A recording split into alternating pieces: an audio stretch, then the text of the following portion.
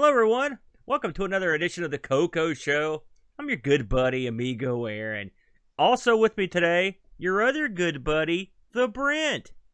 Hi, everyone. Oh, my gosh. Time to lay out the helium, dude. So, we're back with another edition of the CoCo Show. I think this will be a fun edition because we both sort of had a personal experiences with this game from back in the day. Of course, me and Brent, we both owned the old TRS-80 car computer 2 back in the day, and then the 3. Brent, I was thinking today, because this game was one of my earliest memories of the CoCo, of any game I ever played. Do you have any thoughts on games that you used to play back in the day, like real early into your introduction to the CoCo? I only remember 3 distinct games. Right. I mean, games that I was just mad about. Of course, long watchers of the show will know my only true love, Dallas Quest on the old CoCo. Man. My #1 game of all time. We know. And then we had Time Bandits. Yeah. Also an incredible classic. It's a very good game. And the old wrestling game we used to play. WrestleManiac, you were talking about. That's the one. I ordered that out of the back of a magazine. I believe out of the back of a Rainbow.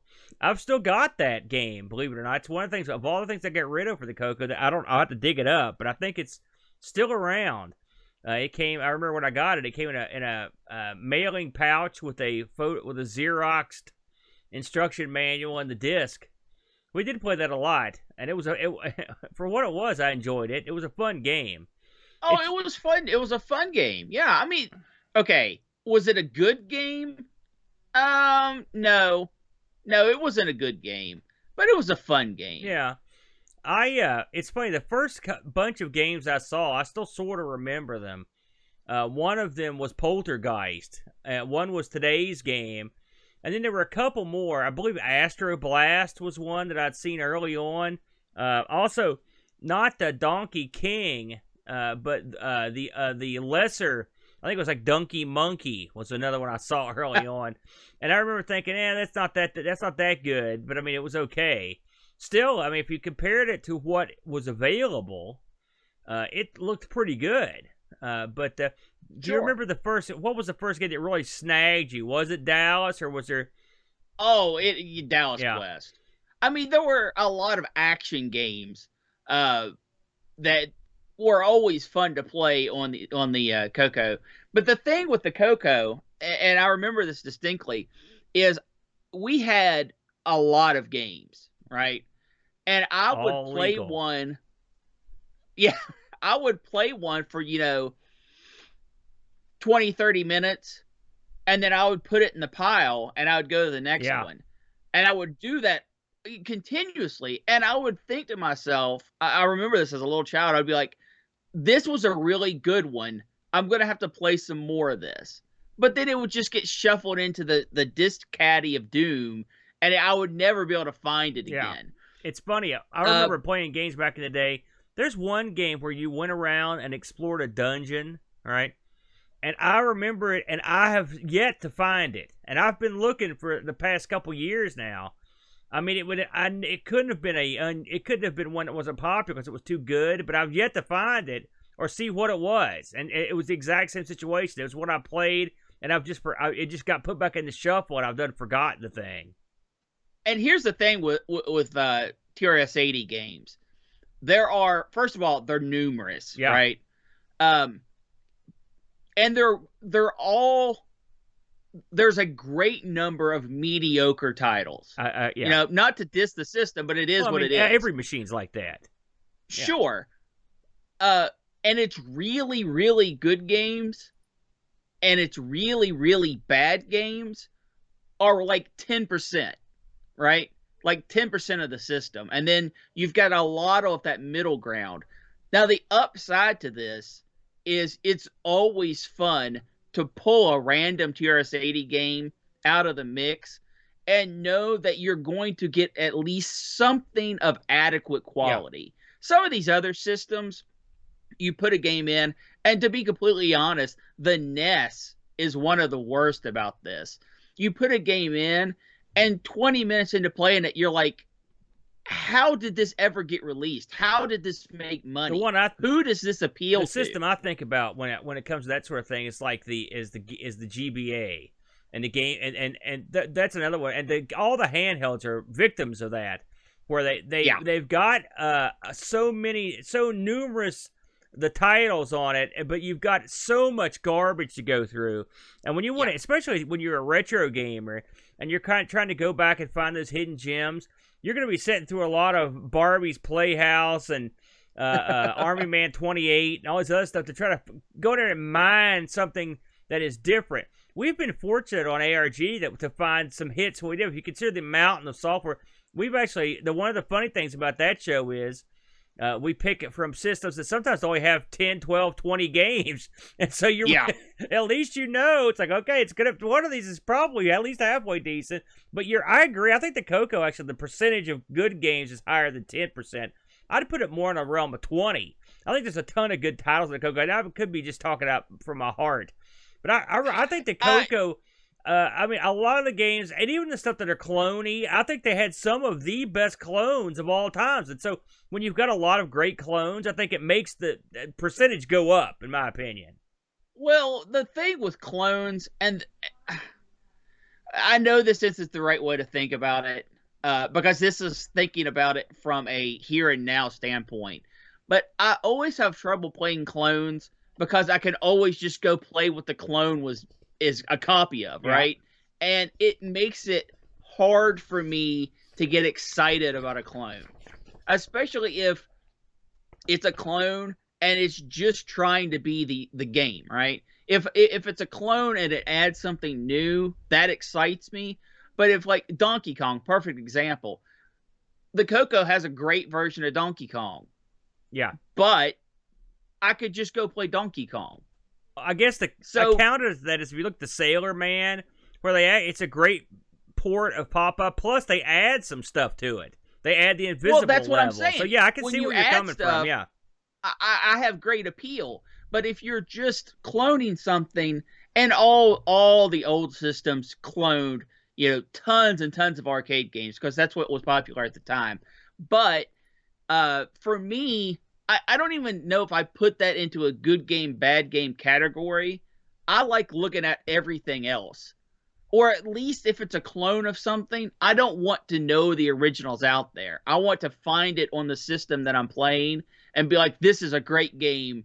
I don't want to know if it's a clone. Well, one thing to consider, obviously, is that clones were around because you couldn't play the real thing. That's the whole point. I know.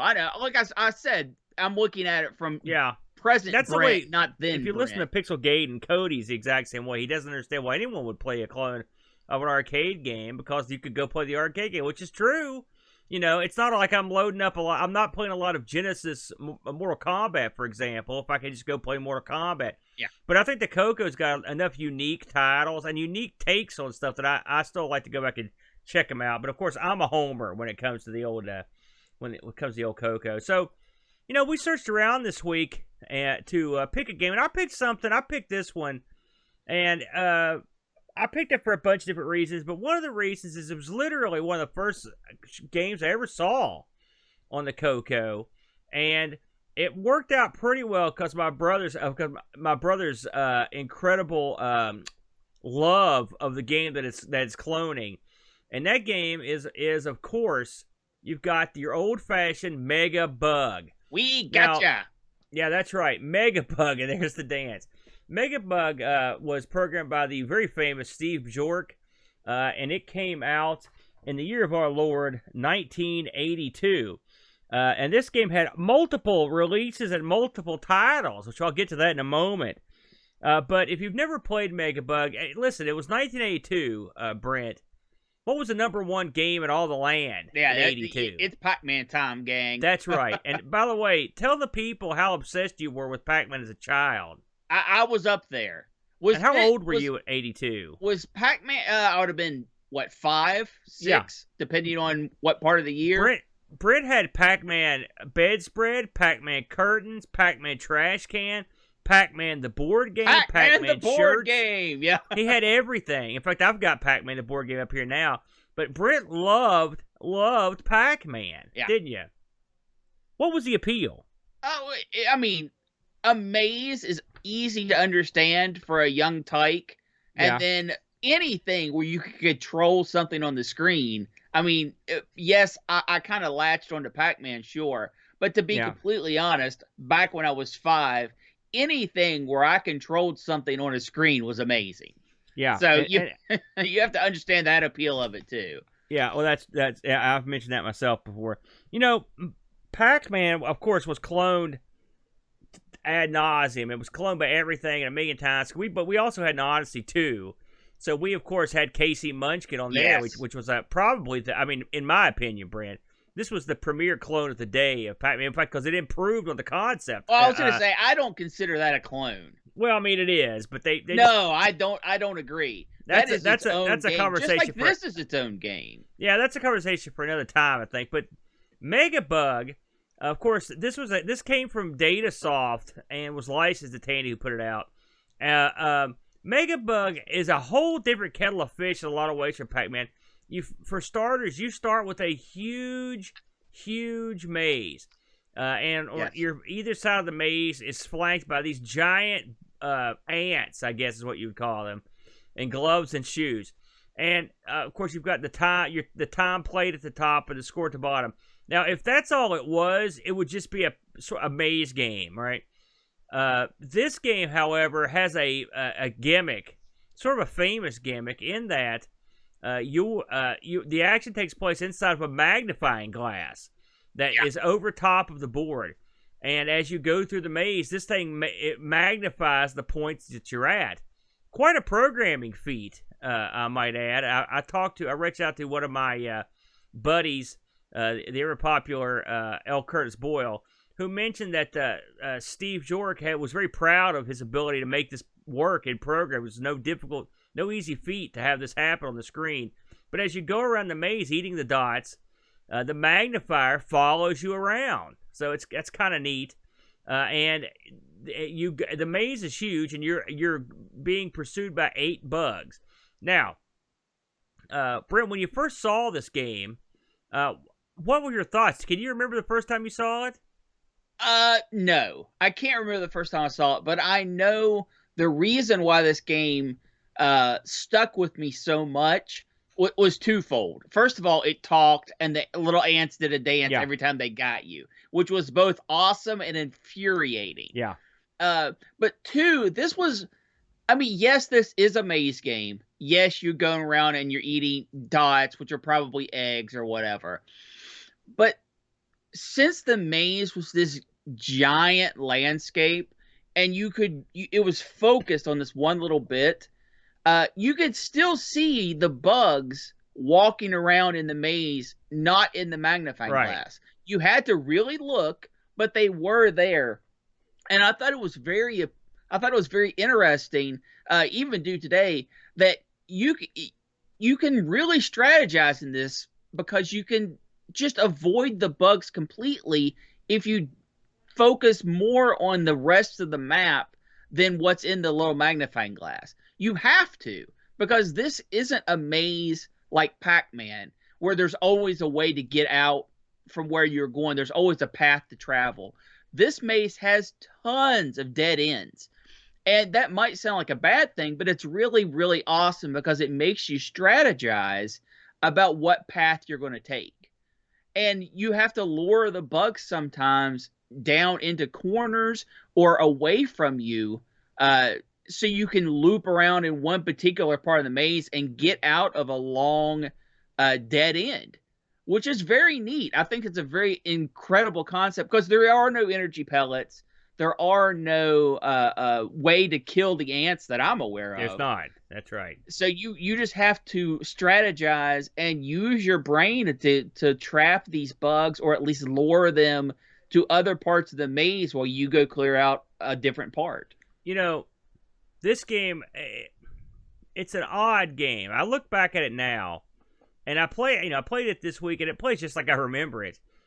Kind of slow, and the sound effects are good, but they're incredibly annoying. Da da da da da da da da. That noise your guy makes. And the truth of the matter is, getting rid of the power pellets, that really changes this to like a survival game. I don't necessarily think it's for the best, but that's just what they chose to do. I do, because there's if you had this much of a sprawling maze with power pellets in the corners, because the corners are some of the most deadly parts. Yeah. Because they're usually down very long corridors. I mean, this is a maze. Pac-Man isn't in a maze. Pac-Man's on a stage. Yeah, this is a labyrinth maze. You're right, and it's so huge. It's not. I've gotten past the first level of this before, and Clay, I even did it this week. But it's not something I've done often, and also it's a combination of just getting bored before the level ends, or just getting killed. As Brent mentioned when we started this earlier, when you are finally ran over by the enemy bugs, the two bugs on the sides of the screen scream, "We gotcha," in a digitized voice, and then they do a little dance. This was, without a doubt, the most memorable part of this game, because your computer talked. Again, for people that are younger, they don't understand what an incredible thing that was, to have your computer speak English to you. It was something you didn't ever think you'd see. So that was something I would often pull this out to show the computer off to my friends who couldn't believe that the computer could make a digitized sound. And so that was something. This was, believe it or not, between the magnifying glass and that sound, this was really sort of a beauty piece to show off. It was a good thing to show off your CoCo for. And it was something that I probably showed it off more than ever, and then we never finished playing the level. That was the downside. Now, I'll tell you. See, that makes me incredibly sad. Well, I'm just saying, it's because the truth. I think among maze-type games, I think this is up there with KC Munction. Because the epic size of the maze and the complexity of the maze is what makes the game. Yeah, if you get into it not as a maze running game, not as a Pac-Man clone. Yeah, because that's really what it is with a gimmick, and the gimmick is the magnifying glass. One thing I wish you could do is turn off the magnifying glass. I know that's the gimmick, but I would because restricting what you can see. I know, because the magnifying glass is dual purpose, right? Sure, it zooms in on your character and your surrounding, but it also blocks so you can see the area right next to you, but then that medium zone area you can't see, and then you can see the vastness of the map. So it adds the difficulty by blocking some of the vision you wish you had. Yeah. I will say, speaking of difficulty, here's something I didn't know. I learned a lot researching this game, Brent, and here's something I didn't know. If you put this cartridge in and hold down the enter button when you turn on the computer, you will get double the amount of enemies, 16 enemies. So you're basically effectively really adding a hefty load of difficulty to this. So that'd be a heaping challenge. Something else, of course, I mentioned this is the old 16K.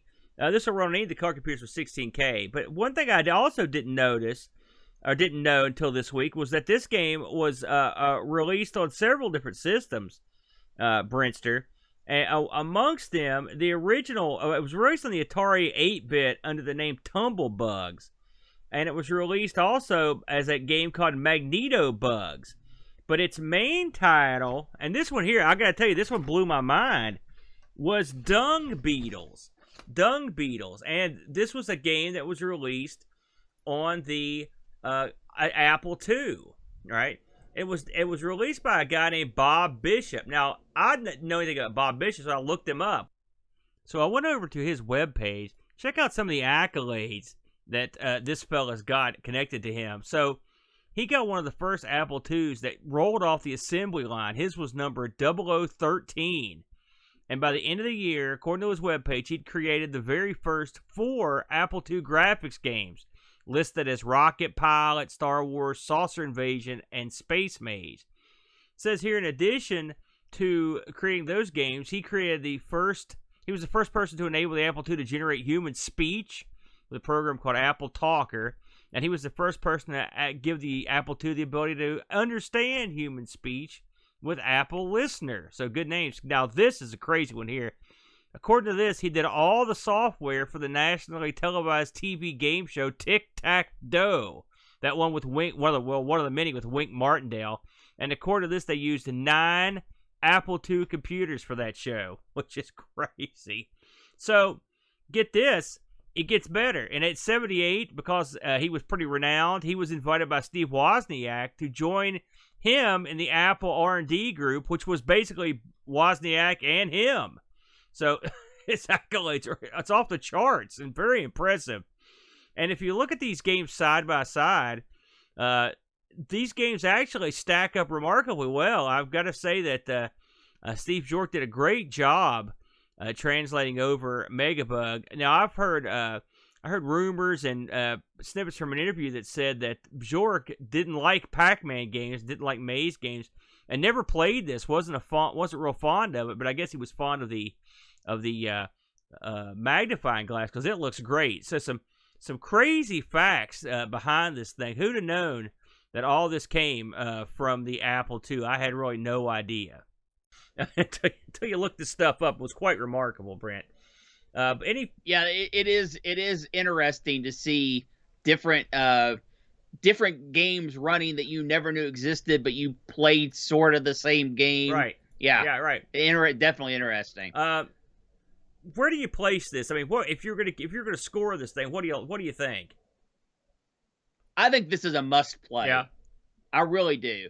I think if you have played Pac-Man, you've played Maze games, and they do anything for you. I mean, on any level.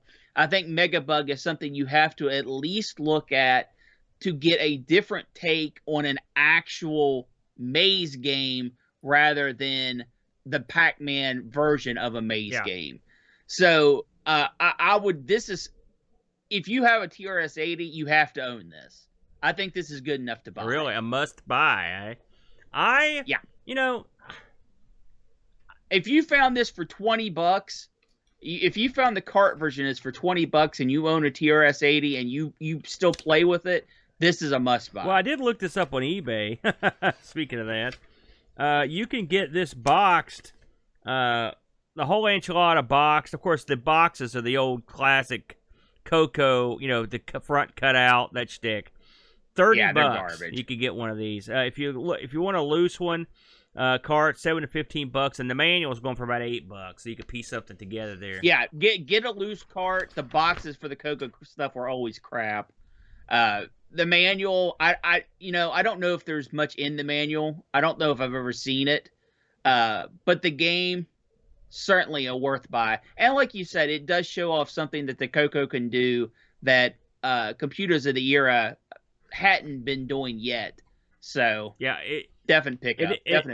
For me, it's not one I'd go back and play. I'll be honest with you.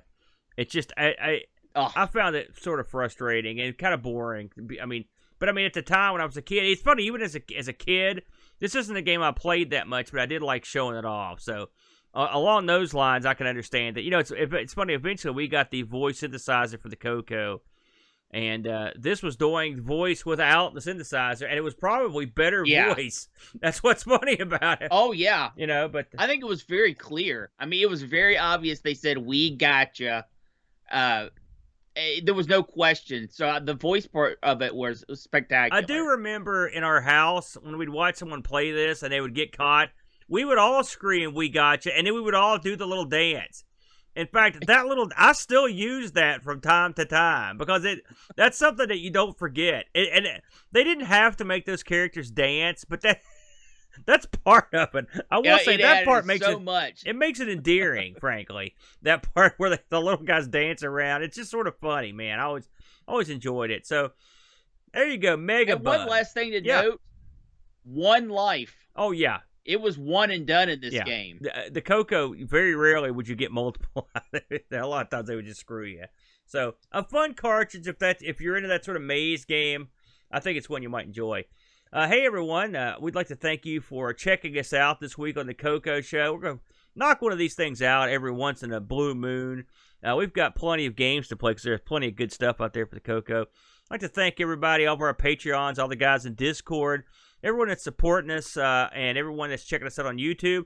Hey, if you're a new viewer, please click that subscribe button. Do us a favor. Give us a thumbs up. We'd appreciate it.